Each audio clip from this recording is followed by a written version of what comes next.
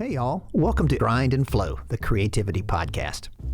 Today we have the show's very first comedian, Jeff Justice of Jeff Justice Seminars and Workshops. In addition to sharing his own work and life journey, Jeff will dispense a wealth of wisdom about two things I could certainly be better at: public speaking and negotiating. Ugh, especially negotiating. I don't know about you, but it makes my skin all yeh. And it doesn't have to be that way, guys, according to Jeff. Jeff has developed these crucial skills over decades as a successful road comic, in a career that includes sharing the stage with iconic names like Jeff Foxworthy and Chris Rock. And you'll hear how Jeff's path took an interesting turn from getting paid to be funny to coaching others how to be funny. Despite what so many of us accept as fact, Jeff insists you can teach someone how to get laughs. He's been proving it for years with his stand-up comedy workshop, an in-person 6-week course that culminates in an actual set at the legendary Punchline Club in Atlanta. Look into it for yourself at jeffjustice.com. Meanwhile, here's Jeff with worthwhile stuff we can all benefit from, like negotiating and connecting with others through humor. And I hope you get as much out of your time with him as I did. Now let's get to it with Jeff Justice. You know, if you talk about the great comedians, the Robin Williams, the Seinfelds, the Chris Rocks, Richard Pryor, those people are funnier than the rest of us, okay? There's just something about them. And I think that's a big misnomer is people say, well, you can't teach somebody to be funny. And what I do is I show people how to remove the things that are stopping them from being funny. So many people make mistakes doing it. For example, all right, one, most people go on too long. And the longer you talk, the funnier the punchline has to be in order to get a laugh. Another one is they put the punch word close to the end, but not at the end. So like if you were doing the old Henny Youngman joke, right? Take my wife, please. They would say, take my wife, please. Could you do me a favor? Because it would really help me out. And they don't realize that all that time that they're talking, the listener is waiting to laugh, and they're not going to laugh until you finish talking. And by the time that person gets to the end, the laugh's diluted or gone.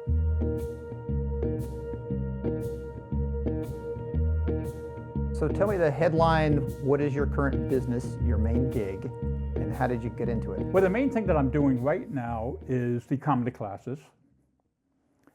And that started back in, I guess, about 1989. I was just married, headlining, traveling around the country, but on Monday nights, I would go to a local club here in Atlanta, Jerry Farber's Comedy Club, and I'd work on my new jokes. And I noticed that there were some young amateur comedians there that, to me, they were doing things wrong. They were putting the punchline in the wrong place, they weren't emphasizing things, their delivery was off, their jokes were too long, and I started giving some of them advice. And I found out the ones that took my advice, and as you know, not everybody takes your advice. If you have kids, you know that, right? But the ones that took my advice, they immediately got funnier. It's like the next time that they were on stage, they were funnier than they were before. And after a while, I'm thinking, maybe I actually know what I'm talking about. And 8 of them got together and said, would you put together a class for us and show us what you know that you feel that we're missing? I said, sure. So I wound up Xeroxing 4 pages from Judy Carter's stand-up comedy book, stapling them together, did the class, and I don't even think I went over their jokes or anything for the 4 weeks. I just gave them all the information. And then for some reason, in the 4th week, I said, hey, why don't we put on a show? Like, the old Little Rascals, right? And invite your friends, and we'll see what happens. So that's when they told me their jokes, and I kind of polished them for them. And we did the show, and it was unbelievable. Jerry's only held about 90 people. And the show was great, but to me what was amazing was the response from their friends, because they started coming up afterwards saying, hey, do you ever do this for normal people? Like my friend wants to be a comedian, but I'm just a normal guy. And I said, well, I never thought about it, but I tell you what, show you how long ago this was. Give me your phone number, and if I ever decide to do it again, I'll give you a call. And that was about 3,000 people ago. Brief tangent here with Jeff's origin story. As he recounted his transition from comic to comic coach, he casually mentioned a hand puppet in his act at the time. Rocky Raccoon. Now, I couldn't let that go unaddressed. So while explaining and justifying said puppet, Jeff told me about the Atlanta Magic Store crucial to his transformation from self-described introvert to confident performer, as well as savvy entrepreneur and negotiator. Rocky Raccoon. Well, years ago when I was at the, remember the old Omni Hotel when they had the ice skating rink? Yes, and Okay. what's now CNN Center, or what will soon be the former CNN Center. Exactly. Well, right next to the ice skating rink, there was a magic shop, which basically I could touch both sides and the front and back with my arms. That's how small it was. And there was this guy in there, Ken Fletcher, who demonstrated magic. And it would demonstrate it to like conventioneers selling stuff. So I started talking to him. Long story short, he hires me. We find this puppet in there, this little raccoon puppet that's got a spring in it, and had no idea what to do with it. And one day this guy comes up, Dennis Sowers, and says, "Oh, you got a spring on it." I go, "Oh yeah, this piece of junk." And he goes, "Let me have it." And he picked it up, and this thing just came alive. It's like running all around him. It's eating out of his hand and everything. Nice, he's doing that. Conventioneer comes up and goes, "How much is that?" And I go, $10. He goes, "Let me have one." Okay, this guy here will show you how to do it. So he's showing him. We had another one up there, and I'm having Dennis show me how to do it, and he's going through the stuff. So the other guy walks up and goes, "How much is that?" I go, $20. He goes, "Let me have one." I get on the phone to my partner, I'm going, "We got something here. We need to order some more of these things." So he orders a dozen. And we sold out in like a day. And I'm going, "You need to order more." And finally ordered like 2 dozen. That lasted about 3 days. And then we started just buying hundreds of them. So I got so good at it that it became part of my act. It was like one of my closing bits. Me and my buddy were running out of money. And I said, "You know what? I'm going to see if I can sell some of these raccoons at the end." I had a whole trunk full of them. I must have sold 15 raccoons that night. And all of a sudden, $20 a piece, I had $300. So that's what I became known for, the raccoon, selling those at the show, being a pitch man, because I was always a salesman anyway. And the other comedians would make fun at me for not being a true stand-up comedian and selling stuff after the show, and I would laugh all the way to the bank. Because prompt comics often get Oh yeah, right. We're the scum of the earth.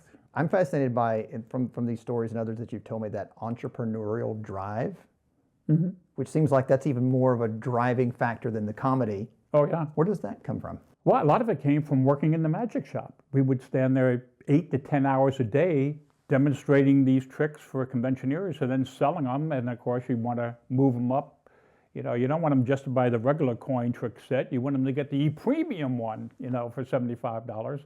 So I had a lot of sales background from there. The guy that I worked with, Ken Fletcher, was a great salesman. And he taught me all the tricks of the trade back then.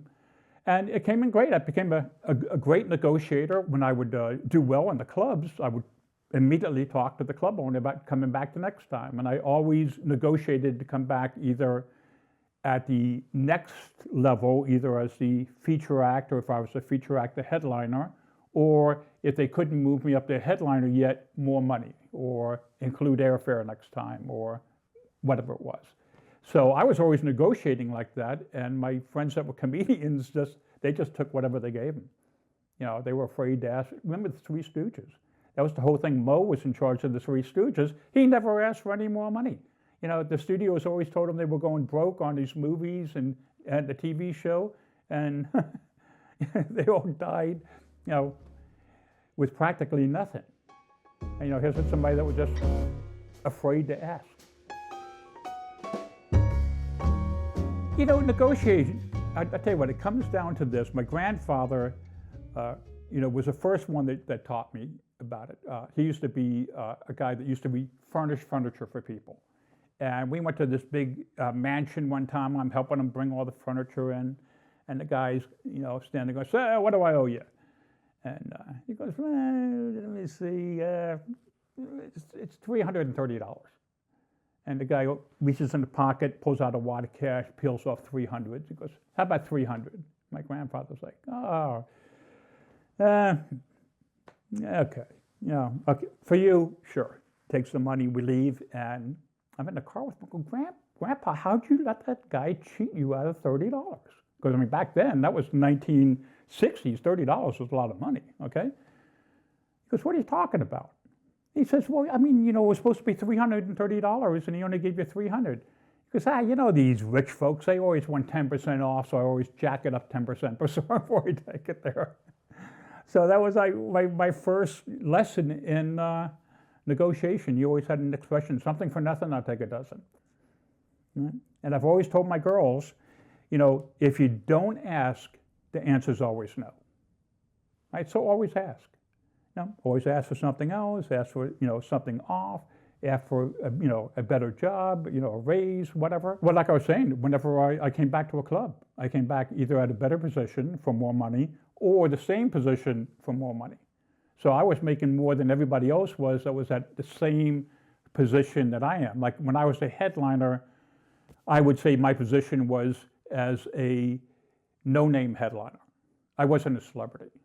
I'd been on TV shows and stuff, but nobody knew me from TV. People weren't going to come out because, oh my God, that was a guy on Thick of the Night, But, most of those guys were making $1,800, $1,750 a week. I was making $2,250, $2,350, And is it also important just to be prepared to walk away? Sure, you have to, don't you? Yeah, I remember a buddy of mine had taught me that when I was young. He and his wife had moved up to Boston and she wanted a new couch. And they went to the store, saw that one that she wanted, and my buddy started negotiating and wanted it for about $300 less than what it was. And he just leaned over to Josie and just said to her, you just got to follow my lead. You got to be willing to walk out the door. And she had never done this before. And the guy wouldn't come down on $300 and just said, well, nice, I understand you got what you can do, but that's just out of our price range. Thank you very much. And started walking out the door, and Josie's going, but I want that couch. He goes, you stop talking and just keep walking to the car. Just don't look back, just keep walking to the car. I promise you, it'll work out okay. And he said, just as he reached for the handle of the car, door to the store opens, Mr. Park, come back here for a second. And he was the one that taught me, you got to walk away. You got to be willing to walk away. Why do you think that's so difficult for people? Because they want it. It's another thing with negotiating. Is once you lay out what your deal is, shut up. Don't say anything. You don't say another word. My partner Ken had taught me that. We'd go in to negotiate for a new space for our magic shop, and he would say to me, I'm going to tell him what the price is, or I'm going to tell him what the offer is, and I am not going to say anything. Don't you say a word. Don't say, you just look. And we would sit there sometimes 3 minutes, and I'm like, why can't I say anything? He says, the first one who talks loses. And I go, okay. Because they're like, as soon as you talk, then you're, okay, well, maybe we can maybe I can give you a better, whatever. So don't be shy about asking for more or even walking away. Also, as Jeff illustrates here in a moment, don't limit your asks to only short-term gains. Here's an example Jeff shared about some crafty wheeling and dealing he engaged in with magician David Copperfield, who wanted to buy one of the bits from Jeff's live act. I would stand in front of the microphone, and I would take this handkerchief, and I would just move it like that, and it would just melt through the stand. Incredible looking trick. Even when I see it these days on video, it's like, wow, that's a great trick. And I would do it 2 times during my act, and at the end I'd do it one more time and say, well, you've been super here today, you want me to show you how it's done? I get everybody cheering and stuff. I'd say, okay, I'm going to show you how it's done, and I'll do it for you in slow motion. And I'd start to do it, and all of a sudden the Chariots of Fire would start to play. And in this case, I'm slowly going around doing this, and from the curtains comes Harry Blackstone Jr., remember? And he's the MC of the show, and he's running out and doing it, and he would come up and lift up the microphone stand, and then I would go underneath the bottom with the handkerchief, and he'd put it back down, and we'd give each other the double thumbs up side. He'd head off, and I'd come back and finish up. So the joke was, the way I did the trick was this person is so fast, so he would run out there, pick up the stand, put it back down before anybody can see him. So I do the trick. At the end, I didn't realize that David Copperfield was in the audience, because he would go to magic conventions to see some of the new inventive magic, for his specials.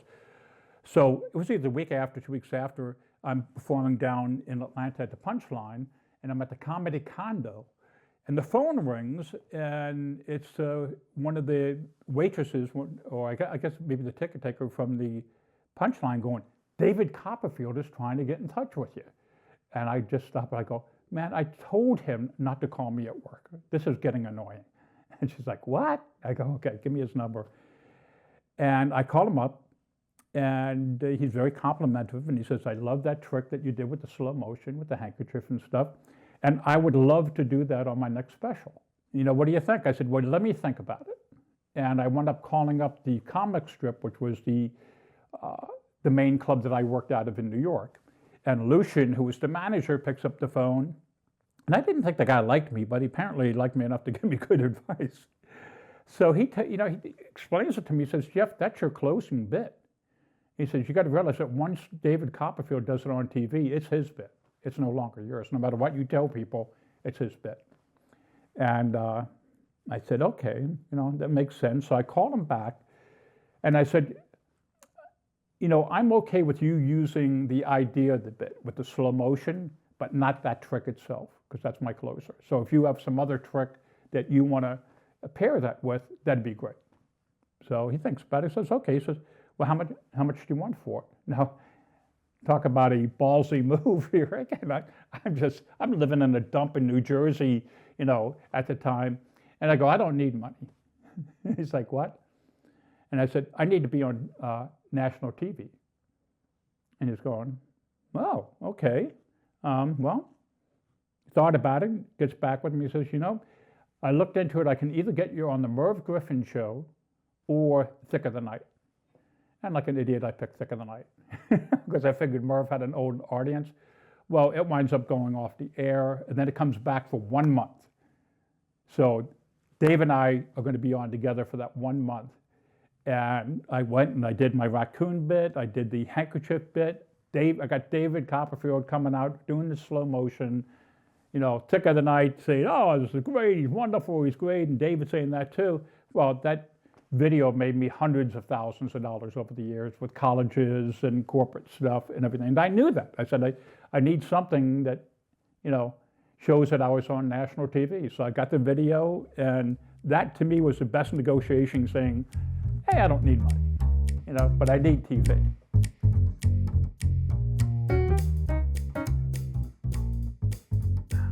I had extreme confidence back then, and I think it was from all my years of working at the magic shop. And it did not intimidate me that I was talking to David Copperfield, because I had this great trick. He wanted to do it, and I got the feeling that he wanted to do it bad enough. He was going to do what I needed him to do. So, I think there was no thought in my mind that he wasn't going to get me on the TV show.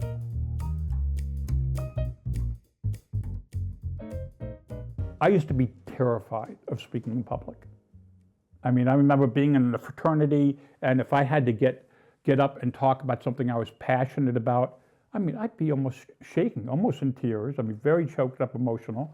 I took a speech class, public speaking class in college, and just up there shaking and terrified. And I started working at the magic shop, and one of the things that we would do is when somebody bought it, we would demonstrate the tricks, but when somebody bought one,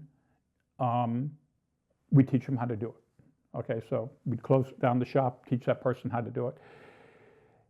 And I think Ken, it's like one Saturday afternoon, I gotta go get some coffee. And he leaves me in the shop by myself. And I'm out there, and I'm used to doing what we call close-up, these little tricks with the cups and balls and coins and sponge balls right in front of people. And it's a Saturday, and I look up, and there's 25 people out there, and they're waiting to be entertained. And I'm like, oh my God, I'd never done this, never been on stage, never done that before. And I grabbed the linking rings, the metal rings that link together. You ever see those? Classic in magic. And went out there in the hallway, and I just shook through the whole thing doing it, but I knew how to do the trick, and I got it done and everything, and everybody's applauding at the end. I'm like, oh, really? Okay. One guy goes, how much is that? And I'm like, $24, I'll buy one. Okay, everybody go away, I gotta show them how to do it. And I showed him how to do it, and then all of a sudden, look, there's another crowd there, and I had to go out and do it again, and all of a sudden, it's getting easier and easier, and that was it. It was just over and over and over again, to the point that I just loved being on stage. So, people look at me and they go, "Oh, you must be an extrovert." No, I'm an introvert, okay? I don't like being in, the center of attention. We were talking about networking before. Oh, God, that's like pulling teeth to me, going to some networking event and having to walk up to people, because I feel like I'm walking up and going, "Hey, Chuck, you got money?" That's basically what you're saying, right? You got a job for me? You got money for me?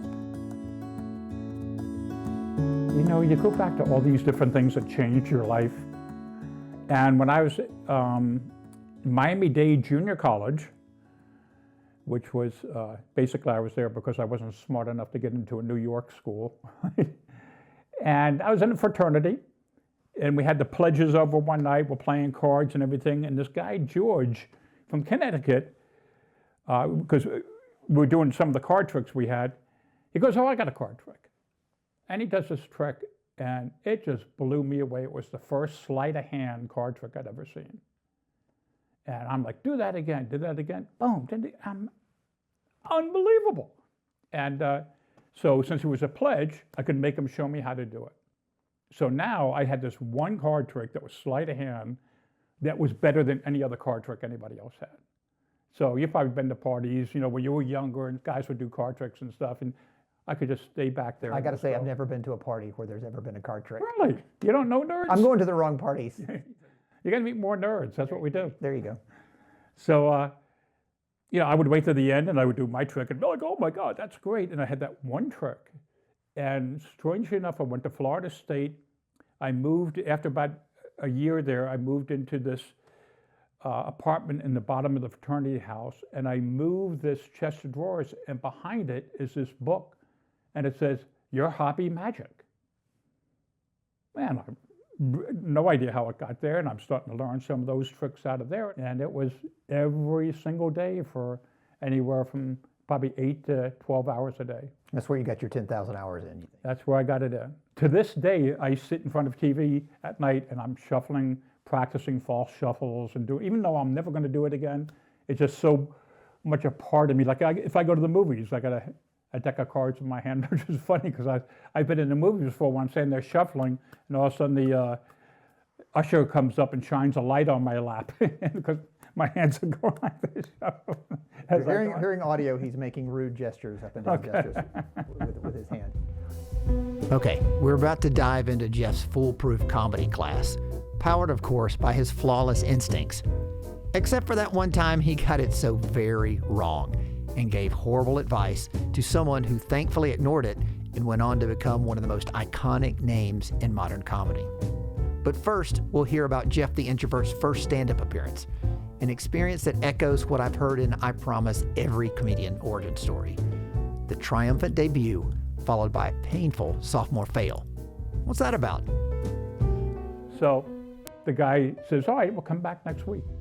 I said, "Great, what do you want me to do, like 5 minutes or so?" He goes, "No, you can do like 20. I said, "Oh, okay, good." I had no act. Like I said, I've only done stuff at the magic shop. I went home and wrote a 20-minute act.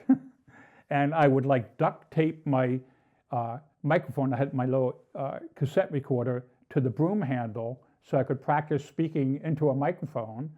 And every night, hours and hours, I practiced it. When I was at the magic shop during the day, I practiced the routines using our tricks that we had there on people, and went back Sunday night and just killed. Nobody got any laughs except me. And that's it, I'm going. I knew it, I got a gift. I'm amazing. And I was just like so excited. And I went up to the owner afterwards, "So you want me back next week?" He goes, "No, take a week off, come back in 2 weeks." I said, "No problem, I got it."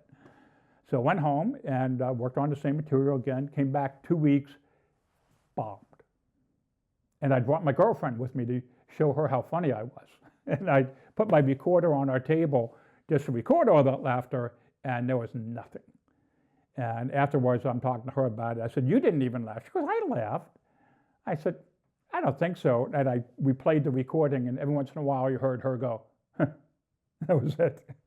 And what I found out was, and this doesn't ever happen anymore in comedy clubs, it was the same 35 or 40 people every week. That's what they did. Sunday night, they all went together to this club and watched comedy. When I was there and killed 2 weeks ago, I was the first new person they'd seen in forever. All the other people were the comedians that were there every week.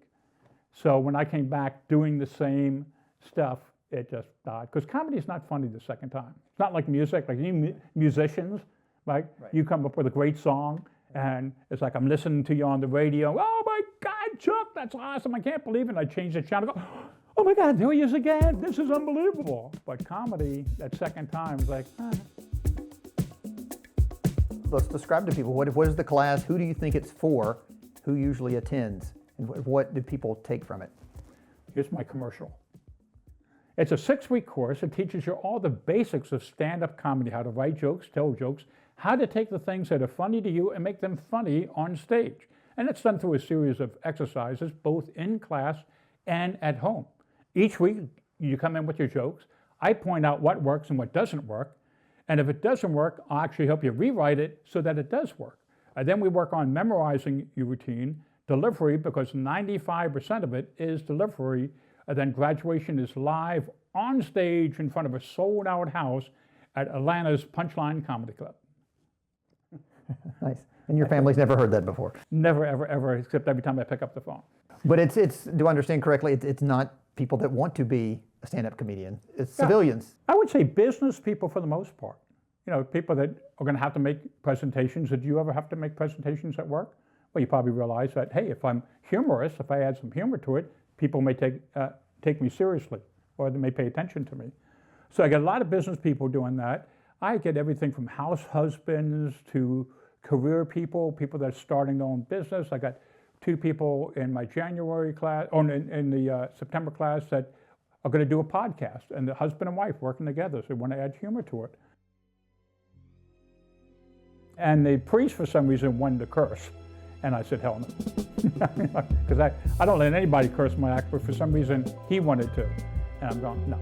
Wait, he wanted to say again? He wanted to curse? Oh. He did. He wanted to use some foul language in his act, because he was a priest and kind of get it out of there while he was in a comedy club, you know. And I'm like going, no, you can't do that. I'm not offending God. Well, speaking more of the spiritual side of things, there was a moment you said you were beginning to question, were you on the right path somewhere? But people are getting something very positive out of your class. So after about 6-7 years of teaching the class, I had started doing corporate presentations probably about the same time I started the comedy classes. And I was really doing well. I mean, my corporate jobs, I won't mention price, but they were paying really good money. And at one point I was questioning if that's what I should do. And I remember the night I was at Blockbuster, show you how long ago it was. And I was there with my girls, and they were out looking for tapes. And I always ask God stuff. I always ask him for his help with things. And I just kind of look up in the air and I go, you know, God, am I doing any good at all with this comedy class? I mean, are people really getting something out of it? Is it helping people's lives? Or should I just stop doing that and focus on the corporate stuff, which is what's really bringing in money, you know, for my family right now? And I'm telling you, I finished that thought, and my girls were doing something annoying, and I, you know, in my loud dad voice said something to them. And I have a very distinctive voice. And just that time, this guy had just walked in the front door, and he looks up and he looks at me, and he walks straight over to me. And he says, I know you don't remember me. And actually he had remembered. He goes, but I took your comedy class about 5 years ago. And I got to tell you, every good thing in my life has come from a direct result of me taking your class. And my life has been wonderful. And I just wanted to thank you. He reaches out, shakes my hand, turns around, walks back out of Blockbusters. Doesn't even look for a video, just walks back out. And I just look up and go, okay, God, I'll keep teaching it. No. You seem very positive for a comedian, because the cliche is most comedians are miserable people. I don't get a sense that you're at all miserable. I'm not. I remember one time I was at the comic strip, sitting at the bar there waiting to go on, And one of the younger comedians looks at me and says, "Hey, Justice, how come you're always smiling?" I said, "Because I get to do this for a living, you idiot." I said, "I've had some pretty crappy jobs in my life. You know, I got to tell you, going up on stage and making people laugh and getting paid for it, that is a great job." I said, "What are you, like 20, 21 years old?" And he was looking at me saying, "You know, I'll be happy when I'm on the Carson show." I just looked at him and said, "You know, if you're not happy with where you are and who you are right now, you're never going to be happy when you get to where you think it is that you're going, because you're going to still be stuck with the same person." One of the things I always tell my students, I said, please do not come up to me and ask me if you should do comedy. Now, it's too hard. If you have to ask me, don't do it. Okay, it's too much work. It can't be something you'd like to do, it's going to be something you have to do, which is what it was for me. When I found comedy, like I said, I got those first laughs on that stage, I was addicted. It was like somebody took drugs and just shot them right into my vein. I'm going, I need a lot more of that. So in my career as a comedian, I only gave advice to 2 people. And one of them, I just didn't think she was funny at all. And I just basically let her know that I thought she was just wasting, stage time for other good comedians like me and other comedians and stuff. And the other one was a young man who was like 17 at the time. We were sneaking into the clubs, and he was emceeing for us up in Connecticut.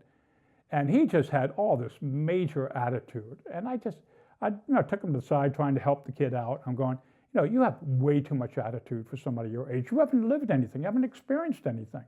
I said, well, you need to lighten up a little bit. You want to make it in comedy. Well, the girl was Kathy Ladman, who went on to be voted Comedian of the Year 1 or 2 times, have her own cable special, be on Leno, Carson, Letterman, you name it. And the guy was Chris Rock. I tell my students, if I tell you you suck, you got a chance.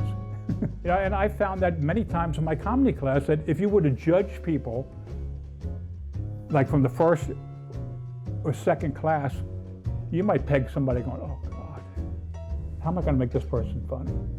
And then there's many times that by the time we get to the graduation, they're the funniest person in the class.